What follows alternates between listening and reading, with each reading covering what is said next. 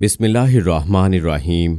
अस्सलामुअलैकुम। इल्म की बात देखने वालों को राव कमर रिजवान नई वीडियो में खुश आमदीद कहता है। दोस्तों, एक दफ़ा का जिक्र है कि बगदाद शहर में एक निहायत ही नेक और परहेजगार औरत रहा करती थी। अल्लाह ताला ने किस्मत से उसको एक ही बेटा दिया हुआ था और वो अपने बेटे से बेइंतहा मोहब्बत करती थी। वो बहुत ही नेक थी और वो जानवरों से इतनी ज्यादा मोहब्बत करती कि अगर किसी जानवर को मुश्किल में देखती तो उसे अपने घर ले आती। एक बार ऐसा हुआ कि वो रास्ते से गुजर रही थी।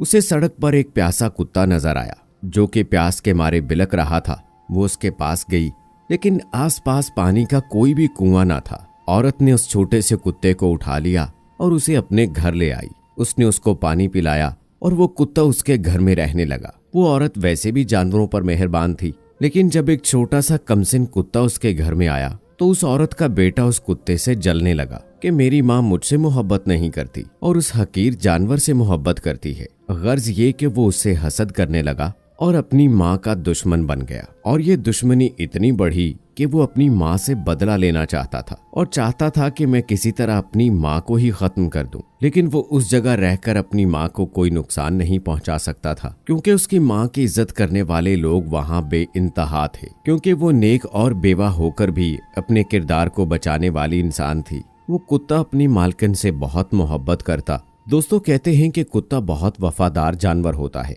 अगर इंसान उसके साथ मेहरबानी से पेश आए तो वो उसके लिए अपनी जान भी दे सकता है। जिस तरह उसका बेटा बड़ा होता गया, उसी तरह कुत्ता भी बड़ा होता गया, अपनी मालकिन के आगे पीछे फिरता।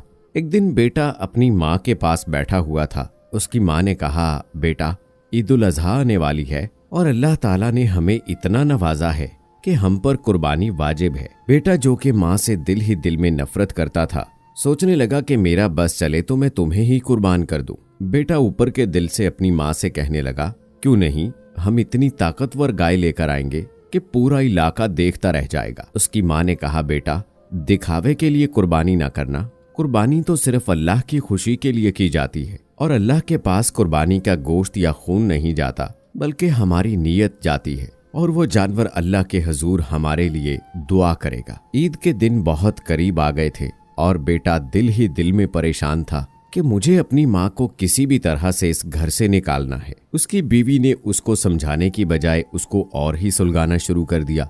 सुनो जी, मेरे पास एक तरकीब है। उसने कहा, बताओ। बीवी कहने लगी कि जिस दिन गाय की कुर्बानी होगी उस दिन तुम अपनी माँ की गर्दन पर छुरी फेर देना। तुम कसाई को ना बुलाना और गाय को खुद ज़िबा करना। हम खामोशी से उस घर में जो एक तहखाना है वहां जाकर तुम्हारी माँ की लाश को दफन कर देंगे और किसी को पता भी नहीं चलेगा। अगर ऐसा हो जाए तो क्या बात है, सारी जायदाद जो उसके नाम है वो हमारे पास आ जाएगी। ईद का दिन आ गया। वो नमाज पढ़कर आया और कहने लगा, माँ, मुझे गाय की कुर्बानी करनी है, मुझे इजाजत दे दो। माँ ने कहा, बिल्कुल, शुरू करो और सुन्नत को जिंदा करो। अल्लाह ताला इस कुर्बानी को कबूल करे। बेटा दिल ही दिल में हंस रहा था और बहू भी करीब खड़ी थी। घर को उसने चारों तरफ से बंद कर दिया था ताकि कोई भी उसकी माँ को मिलने ना आ सके। जो कोई भी आता दरवाजा खटखटाकर चला जाता। अब वो पूरी तरह से तैयार था कि गाय की कुर्बानी करे। उसकी माँ एक तरफ खड़ी थी। उसने अपनी माँ से कहा कि माँ, तुम जरा करीब आओ ना और आकर गाय के सर पर हाथ तो फेर दो। माँ प्यार से अपने कुत्ते को देख रही थी। बड़ी अजीब बात थी कि कुत्ता बड़ा बेचैन था और अपनी मालकिन के आगे पीछे फिर रहा था। आगे आकर अपना सर उसकी टांगों के साथ रगड़ रहा था। उसने कहा, क्या हुआ, तू इतना परेशान है? कुत्ता आगे बढ़ते हुए अपनी मालकिन को रोक देता कि नहीं, अपने बेटे के पास ना जा। लेकिन माँ अपने बेटे के पास आ गई। जैसे ही बेटे ने गाय की गर्दन पर छुरी चलाई, वो तड़पने लगी, खून खौलने लगा। उसी वक्त जैसे ही उसकी माँ झुकी, उसने अपनी माँ की गर्दन पर भी छुरी चला दी। एक तरफ गाय तड़प रही थी और दूसरी तरफ उसकी माँ तड़प रही थी। जब एक माँ को उसके बेटे ने ज़िबा किया तो अर्श हिल रहा था। वो माँ अपने बेटे को हसरत से देख रही थी, लेकिन कुछ कह नहीं पा रही थी क्योंकि उसकी गर्दन उसके साथ नहीं थी। वहीं तड़प तड़प कर उसने कलमा पढ़ा और अल्लाह को प्यारी हो गई। लोग परेशान हो गए कि ये कुत्ता कभी भौंकता तो नहीं था, लेकिन आज क्यों इतना भौंक रहा है कि जैसे उस पर किसी ने शदीद जुल्म किया हो। उसकी बीवी ने इशारा किया कि इस कुत्ते को भी मार डालो। उसने उसी वक्त उस कुत्ते की गर्दन पर भी छुरी चला दी। छुरी इतनी तेज थी कि 1 मिनट भी न लगा और कुत्ता भी दम तोड़ गया। अब वो अपनी बीवी से कहने लगा कि तुम जरा इस गाय का ख्याल रखना मैं अपनी माँ को और इस कुत्ते को नीचे तहखाने में दफना कर आता हूँ। वो गुनाहे अजीम कर चुका था। वो सोच रहा था कि उसकी जिंदगी अब ऐशो इशरत में गुजरेगी, लेकिन ऐसा नहीं हुआ और उसी रात उस पर अजाब का सिलसिला शुरू हो गया। वही कुत्ता जो अपनी मालकिन से बेइंतहा मोहब्बत करता था, उसके ख्वाब में आने लगा। उसके ख्वाब में आकर वो जोर जोर से भौंकता और कहता कि तूने अपनी माँ पर जो जुल्म किया है, तुम्हें कभी अल्लाह माफ नहीं करेगा। तेरी कुर्बानी कबूल नहीं हुई, तेरी कुर्बानी को तेरे मुंह पर मार दिया गया है। ये ख्वाब उसने पहली रात देखा तो उठकर बैठ गया। उसकी बीवी कहने लगी कि क्या हुआ है? वो कहने लगा कि कुछ नहीं, चुप करके सो जाओ। उसे क्या पता था कि अभी तो शुरुआत है। अब जब भी वो गोश्त खाता तो उसमें भी कुत्ता नजर आता और वहीं भौंक रहा होता। बेटा पागल होने लगा, अपना सर पीटने लगा, अपने बाल नोचने लगा, क्योंकि अब वो कुत्ता उसका पीछा नहीं छोड़ रहा था। कुत्ता इतनी जोर जोर से भौंकता कि वो चिल्लाने लगता। अपनी बीवी से कहने लगा, देखो वो कुत्ता मेरे सामने खड़ा है, जोर जोर से भौंक रहा है, न जाने वो क्या कहता रहता है, मैं पागल हो जाऊंगा।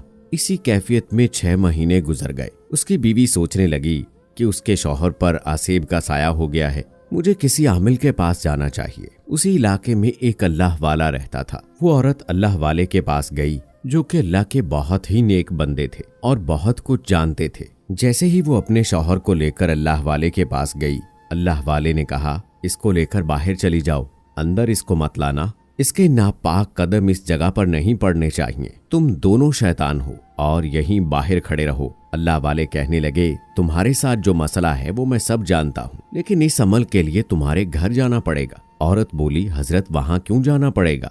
अल्लाह वाले कहने लगे कि जिन्नात तुम्हारे घर में है ना, इसलिए वहाँ जाना पड़ेगा। कहने लगी, अभी चले हजरत, देर किस बात की? अल्लाह वाले कहने लगे, मेरी एक शर्त है, तुम्हारे मोहल्ले में तुम्हारे शौहर की माँ के जितने भी लोग इज्जत करते थे उन सबको बुलाया जाए। बुजुर्ग के कहने पर उनकी शर्त को पूरा किया गया और उस आदमी समेत उसकी बीवी को घर लाया गया। बुजुर्ग ने चारों तरफ देखा और कहा, घर तो बहुत आलीशान बनाया हुआ है, तुम्हारी माँ कहाँ है? माँ तो खाला जान के घर गई हुई है। अच्छा तो बुलाओ अपनी माँ को। लेकिन उनकी क्या जरूरत है, आप तो मेरे शौहर का इलाज करने आए हैं ना।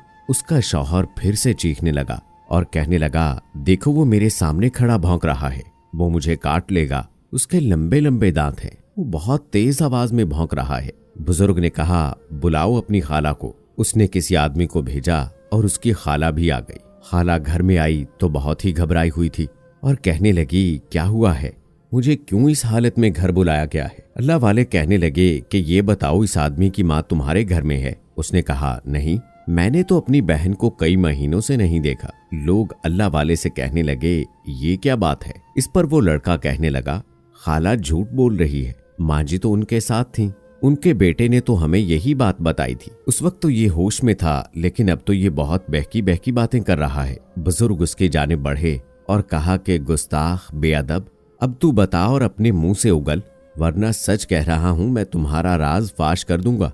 वो कहने लगा कि मैं अपनी माँ से हसद करता था। मेरी माँ ने कुत्ता रखा हुआ था, वो मुझसे ज्यादा उस कुत्ते से मोहब्बत करती थी, इसलिए मैं अपनी माँ से हसद करता था। वो कुत्ता हर वक्त मेरी माँ के आगे पीछे फिरता रहता था, मुझे बहुत जहर लगता था, मुझे नफरत थी उन दोनों से। इसलिए मैंने जब कुर्बानी के दिन गाय ज़िबा की तो मैंने अपनी माँ की गर्दन पर भी छुरी फेर दी और कुत्ते की गर्दन भी काट डाली। मैंने उस कुत्ते को और अपनी माँ को एक साथ दफन कर दिया। फिर वो उन सबको कमरे में ले आया और वहां पर एक फर्श था जो थोड़ा सा उभरा हुआ था। उस फर्श को वो खोदने लगा और कहने लगा कि ये देखें, ये है मेरी माँ और ये है वो कुत्ता।